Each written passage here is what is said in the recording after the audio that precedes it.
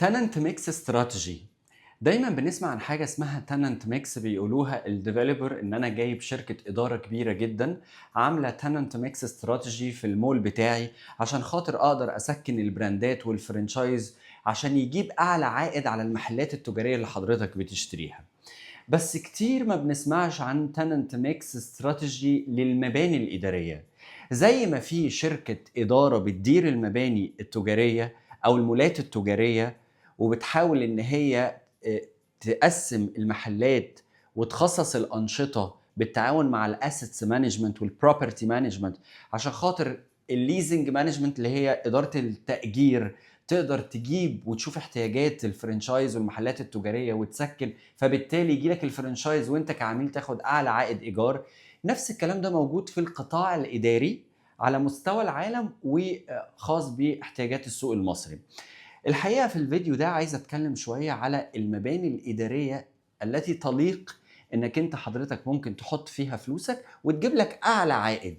يعني لو بنقسمهم جريد A B C او جريد A بلس A B بلس B C، موجود برضو ده في القطاع الاداري.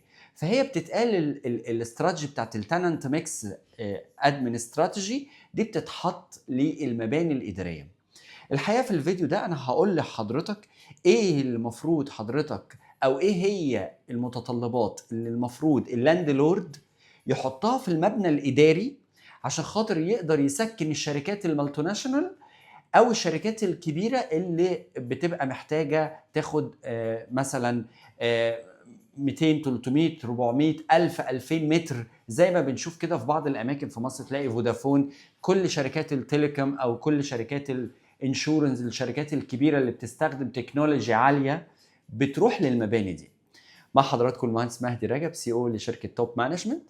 والحقيقه في 25 نقطه مهمين جدا انا هشرحها لكم نقطه نقطه. دي بتبقى زي كي بي ايز بتتحط للمبنى.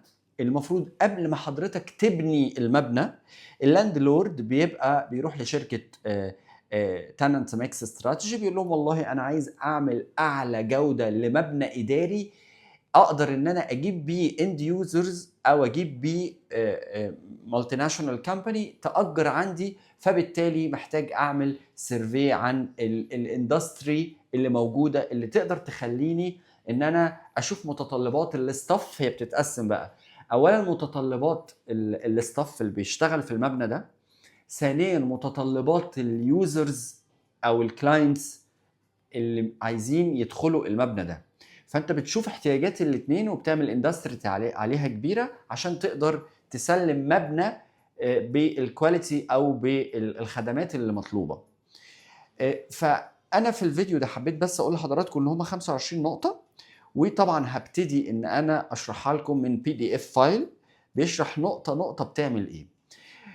قبل ما ادخل في شرح نقطه نقطه، حضرتك المفروض بقى ان انت بتعمل ايفالويشن او البروكر بيجيب لحضرتك المبنى ده وده وده طبقا للاحداثيات دي، ويبتدي يقول لحضرتك والله المبنى ده هيبقى مبنى مثلا صديق للبيئه اللي هي الجرين بيلدينج، المباني الخضراء، او هو مبنى هيبقى فيه سيرفيسز خاصه بالسمارت بيلدينج ولا لا.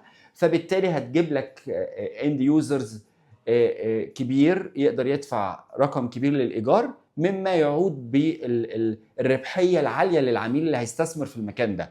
فبتتقسم بعد كده جريد A B C. فهبتدي اشرح لحضراتكم نقطه نقطه من دول.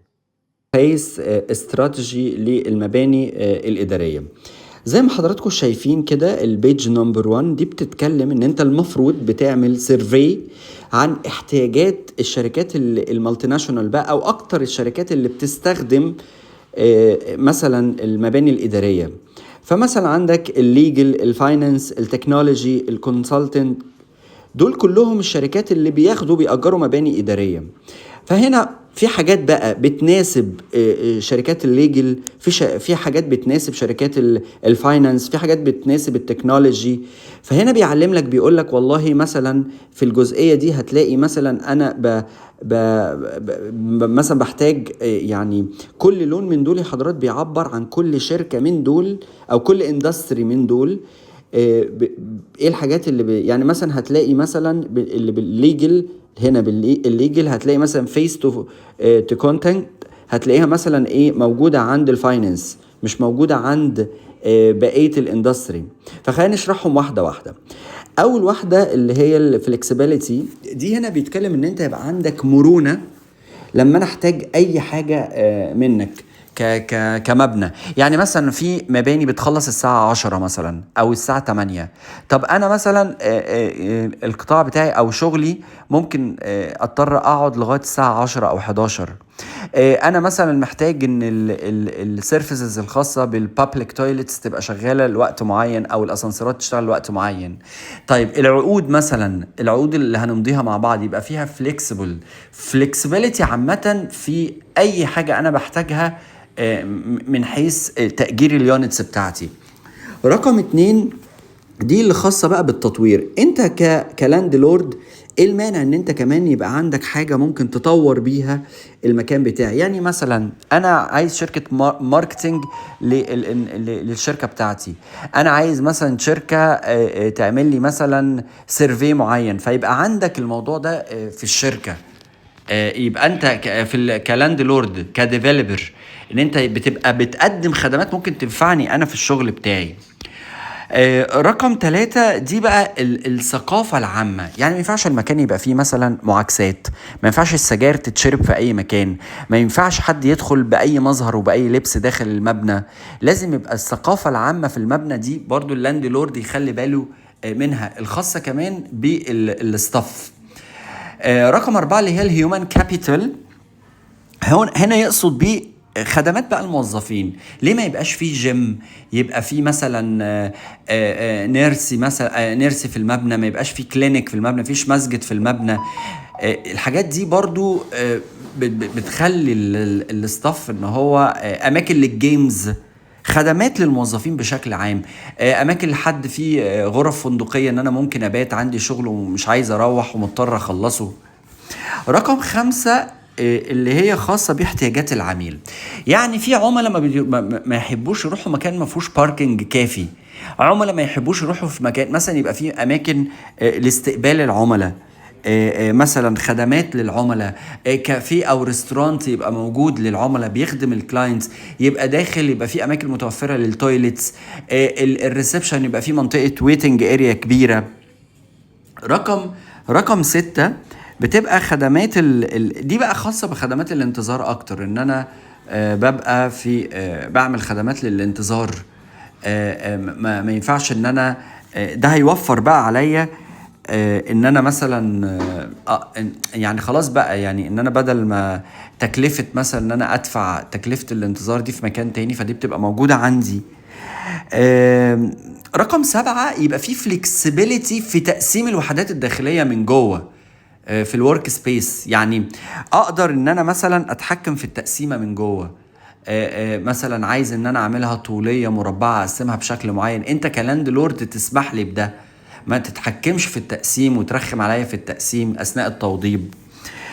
فيس تو فيس دي بقى اللي هي الاماكن الخاصه باستقبال العملاء، بمعنى ان انا يبقى في منطقه ويتنج اريا خارج المساحه الداخليه بتاعتي وبابليك تويلت عشان ما اضطرش استهلك، وحتى بنتري للموظفين عشان ما اضطرش استهلك المساحات دي جوه المكتب بتاعي فياكل من المساحه، فبالتالي انت بتوفر عليا كوست.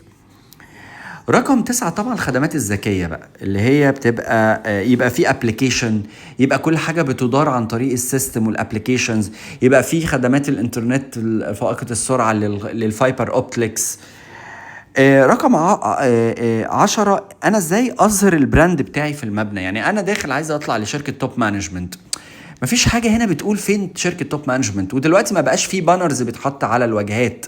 طب خلاص يبقى في اللوبي او في الريسبشن زي بانرز كتيرة مكتوب فيها الدور ودي موجودة في اماكن كتيرة.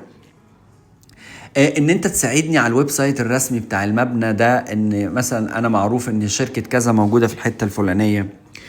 رقم 11 دي بقى خاصة ب اماكن للترفيه والانتظار. يعني مثلا موظفه جايبه اولادها عايزه تحطهم في كيدز اريا، اماكن خاصه للترفيه بشكل عام للموظفين. اماكن خاصه بالجيمنج. يبقى في اكتيفيتيز في المكان كل فتره، مثلا ممكن نجيب لهم حد للموظفين يعمل يوجا مثلا تريننج، او الحاجات اللي خاصه بالحاجات دي يعني. رقم 12 ان يبقى في اماكن خاصه للايجار، ميتنج روم، كونفرنس روم، ويتنج اريا. بدل ما انا ممكن تكون مساحه الشركه عندي ما تستوعبش ان انا عامل ميتنج كبيره، فممكن ان انا اجرها بالساعه او باليوم. رقم 13 دي خاصة بتدريب الموظفين. انت كمان ممكن يبقى من سياسة المبنى او من سياسة اللاند لورد ان هو والله انا بعمل تريننج، او هجيب شركة ريكاب مثلا تعمل لنا تريننج، تدي تريننج للموظفين اللي عندنا، واللي مهتم من الشركات يسجل اسمه. رقم 14 دي بقى حاجة خاصة بالترفيه المعنوي، ده بيبقى موجود في بعض الشركات يا حضرات، بتعمل أماكن خاصة للاسترخاء، فيها حاجة دلع مثلا معينة، مسابقات، اكتيفيتيز معينة بتتعمل. رقم 15 دي أماكن بقى خاصة للموظفين كسيرفيسز، زي ما قلت لحضراتكم الهوتل، هوتل سيرفيسز، يعني بتبقى فيها هوتل سيرفيسز، ان انا ممكن ابقى عندي رقم 16 ممكن يبقى عندي مثلا هوتل ابارتمنت في المبنى نفسه، ان انا ممكن يبقى، او لو جالي عميل من بره جاي لي من سفر ممكن يبات يوم يومين في المكان ده. رقم 17. رقم 17 دي بقى داتا از كينج. داتا از كينج دي البحث والتطوير. يبقى في مثلا ان انا اقدر ان انا اعمل سيرفي بشكل كبير، في تيم كامل يقدر يعمل لك سيرفي لاي حاجه انت محتاجها. طبعا الحاجات دي مالتي ناشونال شويه، مش كلها تلاقوها في مصر يعني، بس دي بتتحط في الايفالويشن. والعاصمه الاداريه الجديده لما تخلص، المباني السمارت بيلدينج هيبقى فيها حاجات من الحاجات دي. رقم 18 انترنت فائق السرعه، دي مهمه جدا، يعني مش اقل من فايبر اوبتكس، او خدمات الساتلايت تبقى موجوده فيه. موف اوف ديجيتال بقى، كل حاجه عندي بالديجيتال، يبقى اقدر ادير المبنى كله، اتحكم في الكهرباء، اتحكم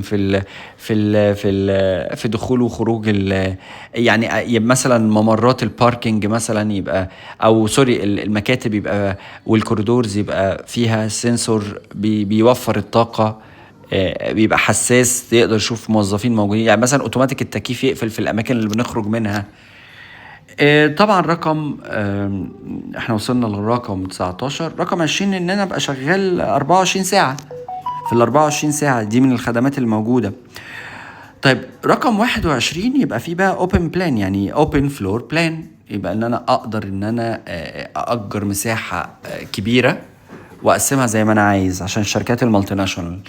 رقم 22 دي خاصة بالمساعدة في تقسيم المكتب.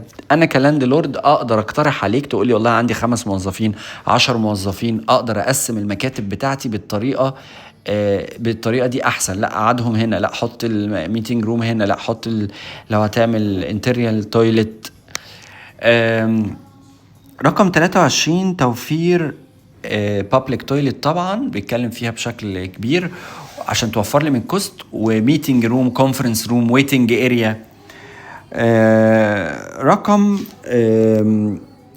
24 ان طبعا يبقى فيه دايما صيانة بشكل قوي جدا في المكان. ورقم 25 هنا بتتكلم على الفكرة اللي هي خاصة بقى ان انا يبقى عندي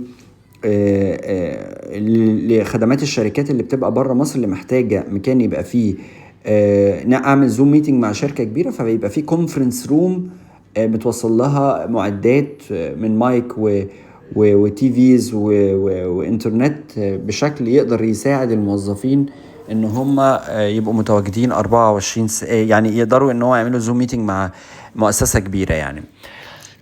بالاضافة كمان اللي انت حضرتك كمان ممكن تخلي المبنى نفسه، الديزاين الخارجي للمبنى يبقى ماتشنج مع المدن السمارت سيتي، يبقى المبنى كله جرين بيلدينج.